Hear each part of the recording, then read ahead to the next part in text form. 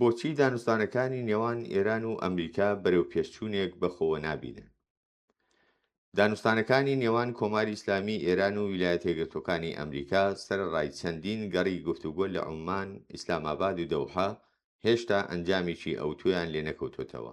وتەبێژی وەزارەتی دەرەوەی ئێران ڕایگەیاندووە لەسەر زۆرێک لە بابەتەکان گەیشتوونەتە ڕێککەوتن، بەڵام هێشتا ناکۆچی گرنگ لە ئارادان و ڕێککەوتنی کۆتایی نزیک نییە. لە پشت ئەم بنبەستەوە چەندین کۆسپی پێکاتەیی و سیاسی شاردراونەتەوە هەر یەکێکیان بەتەنیا دەتوانێت ڕێڕەوی دیپلۆماسی دابخات، بەڵام لەسەر یەک توانیویانە پرۆسەی ڕێککەوتنەکە بە شێوەیەکی جدی خاو بکەنەوە. کۆسپی یەکەم: یاریکردن بە گوشاری ئابووری.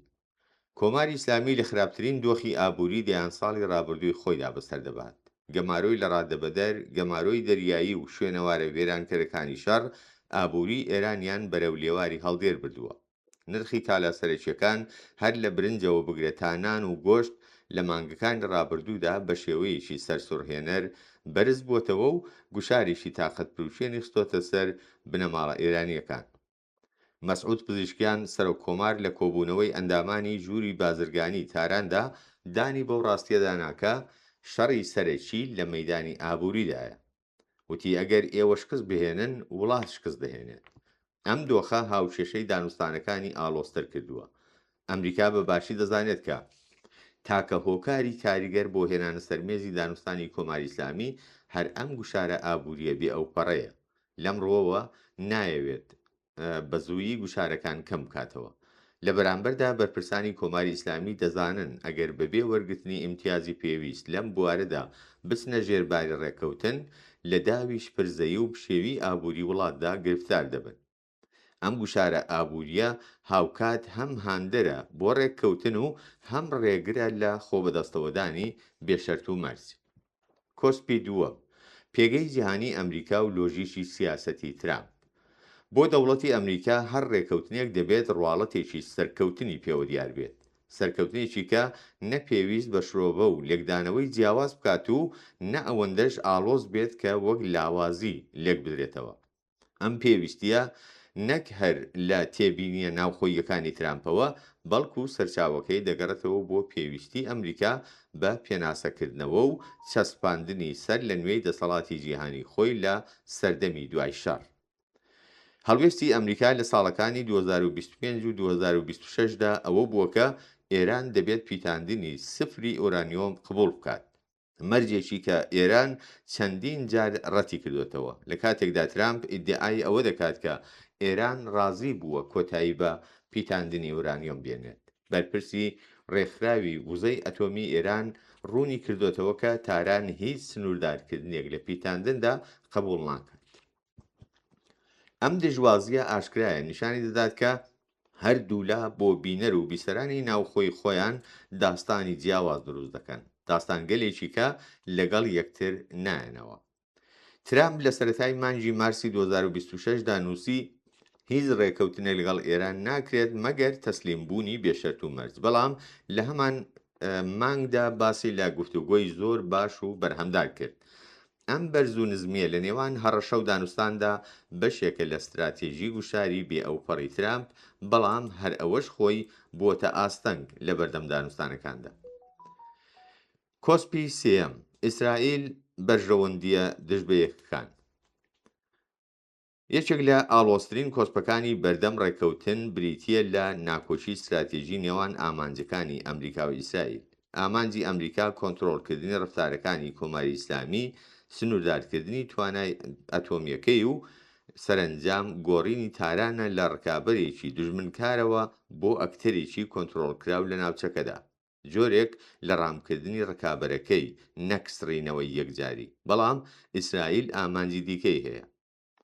ئیسرائیل ڕووخانی تەواوەتی کۆماری ئیسلامی دەبێت، نەک سنووردارکردنی و لە ڕێگەی لۆبیە بەهێزەکانی لە واشنگتۆن هەوڵ دەدات هەر ڕێککەوتنێک کە ببێتە هۆی مانەوەی تاران بێبایەخ و بێکاریگەر بکات.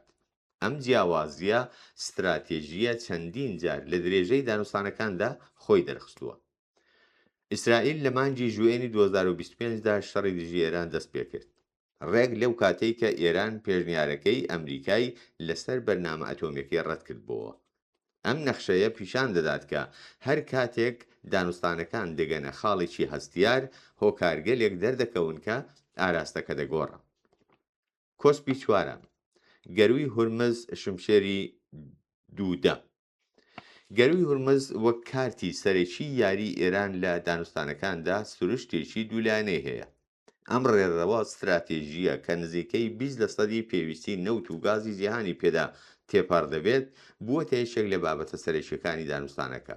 بەپێی راپۆرتەکان ڕەشنووسی ئەو ڕێکەوتنامەیە کە دانوستانکارانی هەردوو لە کاریان لەسەر کردووە پاککردنەوەی گەروەکە لە مین لە ماوەی 30 ڕۆژدا، هەڵگرتنی قۆناغ بە قۆناغی گەمارۆکانی ئەمریکا و پابەندبوونی ئێران بە گفتوگۆ لەسەر پیتاندنی ئۆرانیۆم لەخۆ دەگرێت. بەڵام ئەم گەروە لە کاتێکدا بۆ ئێران کارتێکی گوشارە، لە هەمان کاتدا یەکێکە لە دەمارە سەرەکیەکانی ئابووری خودی ئێرانیش. لەم ڕووەوە بەداخراویمانەوەی دەبێتە هۆی گەمارۆدانی زیاتری ئێران و کردنەوەشی بەبێ وەرگرتنی ئیمتیازی پێویست تاران ئەو گرنگترین کارتی گوشارە لەدەست دەدات. کۆماری ئیسلامی پێشنیاری کردووە کە پرسیکردنەوەی گەروی هورمز و کۆتایی هێنان بە شەڕ لە دانوستانە ئەتۆمیەکان جیا بکرێتەوە بۆ ئەوەی خێراتر بگەن بەڕێکەوتن. بەڵام ئەمریکاش نیگەرانە لەوەی کە بە هەڵگرتنی گەمارۆکە کارتی گوشاری خۆی بۆ ڕێککەوتنی ئەتۆمی داهاتوو لەدەست بدات. بەڵام ئەوەی خەڵک دەیانەوێت. لە پشت ئەم یاریە دیپلۆماسیە ئاڵۆزانەوە ملیۆنان ئێرانی لەگەڵ واقعی ڕۆژانە و سەختی ژیاندا دەست و پەنجە نەرم دەکەن. خەڵکی ئێران نانیان دەوێت، دەوا و دەرمانیان دەوێت و ئاسایش و ئابووریان دەوێت. ئەولەوێتی ژیانی ڕۆژانەیان گەیشتۆتە بنبەست و تەحمولیان ڕۆژ بە ڕۆژ کەمتر دەبێتەوە. ئەگەرچی بزنەوەیکی ناڕزایەتی بەرین بە شێوەیەکی ڕێکخرا و بوونی نییە، بەڵام بێدەنجی کۆمەڵگە نابێت وەک ڕەزامەندی لێک بدرێتەوە. دانوستانەکانی نێوان ئێران و ئەمریکا لە کۆتاییدا نەک تەنیا لەسەر ئۆرانیۆم یان گەروی هورمز نییە، بەڵکو لەسەر ئەم پرسیارە بنەڕەتیەکە کام لەلایەنەکان دەتوانێت زیاتر خۆی ڕابگرێت و لەم هاوکێشەیەدا ئەوەی زۆر جار فەرامۆش دەکرێت ئەوەیە کە تێچووی ئەم چاوەڕوانیە خەڵکی ئاسایی ئێران دەیدات.